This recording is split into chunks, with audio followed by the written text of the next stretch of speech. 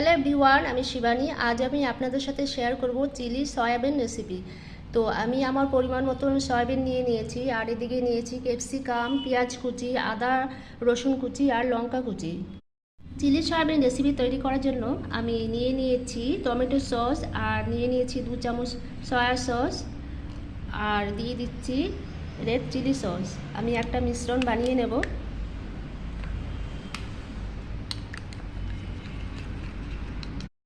তো সবার প্রথমেই আমি সয়াবিনগুলিকে একটু গরম জলে সেদ্ধ করে নেব। দিয়ে দিলাম নুন, প্রায় 40% অবধি আমি সেদ্ধ করে নেব। সয়াবিনগুলো সেদ্ধ হয়ে গেছে, আর এর মধ্যে এখন আমি দিয়ে দিচ্ছি আদা রসুন পেস্ট, দিয়ে দিচ্ছি সামান্য হলুদের গুঁড়ো, গোলমরিচের গুঁড়ো, সামান্য নুন, আর দিয়ে দিচ্ছি কর্নফ্লোর। আমি কর্নফ্লোর দিয়ে ভালো করে মাখিয়ে নেব।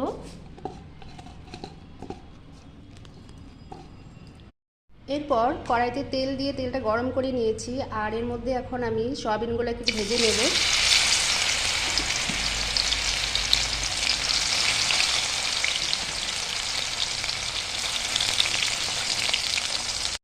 সয়াবিনগুলো মুচমুচে করে ভাজা হয়ে গেছে, আমি এখন তুলে নিচ্ছি। এরপর সয়াবিন ভাজা তেলের মধ্যে আমি দিয়ে দিচ্ছি রসুন আর আদা কুচি, তো হালকা করে ভেজে নেব।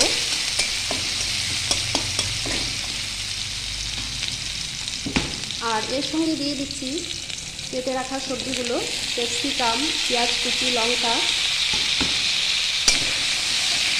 সবগুলো উপকরণকে আমি ভালো করে মিশিয়ে নেব। এখন আর লবণ হলুদ কিছু দিচ্ছি না, পরে পরিমাণ বুঝিয়ে দেবো, কারণ আগে আমি দিয়ে দিয়েছিলাম।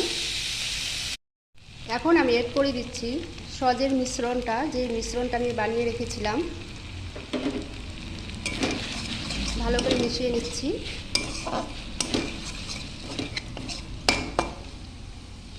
আর এরই সঙ্গে এখন আমি দিয়ে দিচ্ছি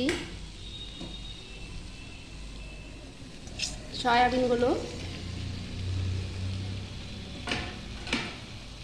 আমি সবগুলো উপকরণ ভালো করে মিশিয়ে নেব।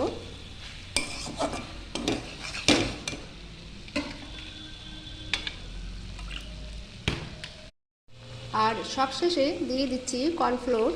কর্নফ্লোরের জল আমি ভিজিয়ে রেখেছিলাম। আমি 2 মিনিট ভালো করে নাড়াচাড়া করে নামিয়ে নেব। তো বন্ধুরা, রেসিপিটা আমার তৈরি হয়ে গেছে। আর যদি আপনাদের ভালো লেগে থাকে রেসিপিটা, অবশ্যই লাইক আর কমেন্ট করতে ভুলবেন না। নমস্কার।